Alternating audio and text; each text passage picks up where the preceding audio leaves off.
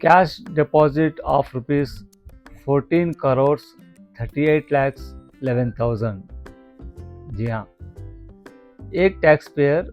अपना कैश जो 14 करोड़ 30 पर 8,11,000 रुपया बैंक में डिपॉजिट कर देता है। कर देने के बाद इनकम टैक्स डिपार्टमेंट एक्टिव हो जाता है और इनसे नोटिस आ जाती है। नोटिस में कहा जाता है कि ये जो 14 करोड़ 30 पर 8,11,000 रुपये जो आपने बैंक में डिपॉजिट किया हुआ है, इसका सोर्स ऑफ इनकम बताएं, एक्सप्लेनेशन दें और इसकी जानकारी दें। नोटिस मिलने के बाद tax payer income tax officers के पास अपनी जो जितनी भी जानकारी रहती है देता है। सोर्स ऑफ इनकम जो भी वो पूछा गया दिया जाता है, लेकिन असेसिंग ऑफिसर सेटिस्फाइड नहीं होता और वो अपने ऑर्डर में कहता है कि टैक्स पेयर ने सोर्स ऑफ इनकम बताने में नाकामी हुई है, उसने ठीक से इन्फॉर्मेशन नहीं दिया और एक्सप्लेनेशन नहीं दिया कि 14 करोड़ 30 पर 8,11,000 रुपया वो कहाँ से कमाया और किस तरीके से बैंक में डिपॉजिट किया गया। तो अपने ऑर्डर में लिखते हुए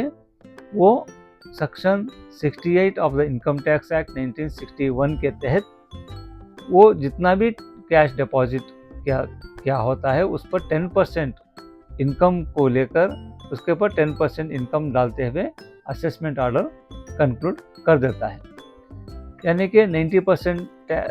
of the tax deposit 90% of the cash deposit जो बैंक में डिपॉजिट होता है उसका ऑलरेडी बेनिफिट टैक्स पेयर को मिल जाता है। सिर्फ 10% के ऊपर टैक्स लगाते हुए सेक्शन 68 का इस्तेमाल किया जाता है और ऑर्डर मुकम्मल होता।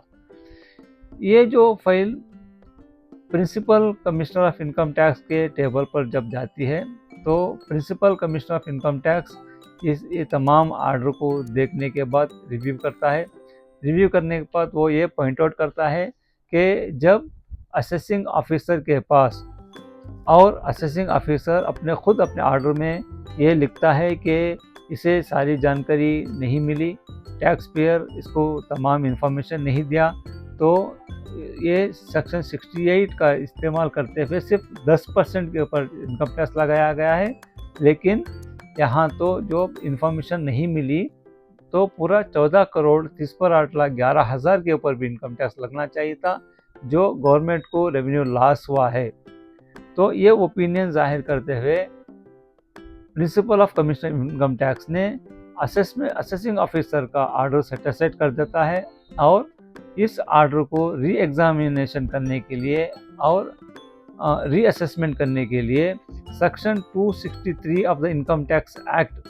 का इस्तेमाल करते हुए ये ऑर्डर को वापस भेज देता है। भेजने के बाद टैक्स पेयर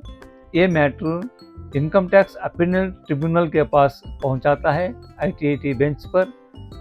अपीलेंट ट्रिब्यूनल के पास ये आर्ग्यूमेंट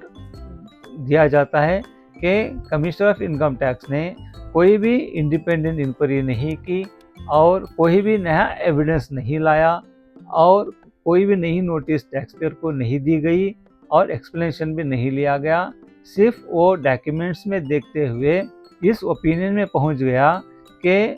जो 14 करोड़ 30 पर 8,11,000 रुपया था पूरा भी इनकम टैक्स को लगना चाहिए, जबकि असेसिंग ऑफिसर ने ये डिफरेंट डेट्स पर हियरिंग दी थी और अपनी इंफॉर्मेशन भी लिया था। उस बिना पर उसने 10% के पर ही टैक्स लगाया था, लेकिन कमिश्नर ऑफ इनकम टैक्स ने ऐसा नहीं किया। लेकिन इसकी ये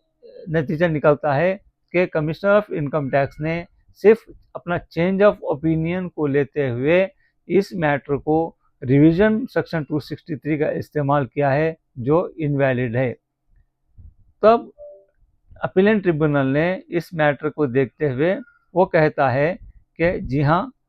कमिश्नर ऑफ इनकम टैक्स ने कोई नया एविडेंस भी नहीं लाया, कोई असेसमेंट भी ये खुद नहीं किया, सिर्फ रिवीजन के लिए असेसिंग ऑफिसर पर भेज दिया गया है और चेंज ऑफ ओपिनियन के बिना पर section 263 of the income tax act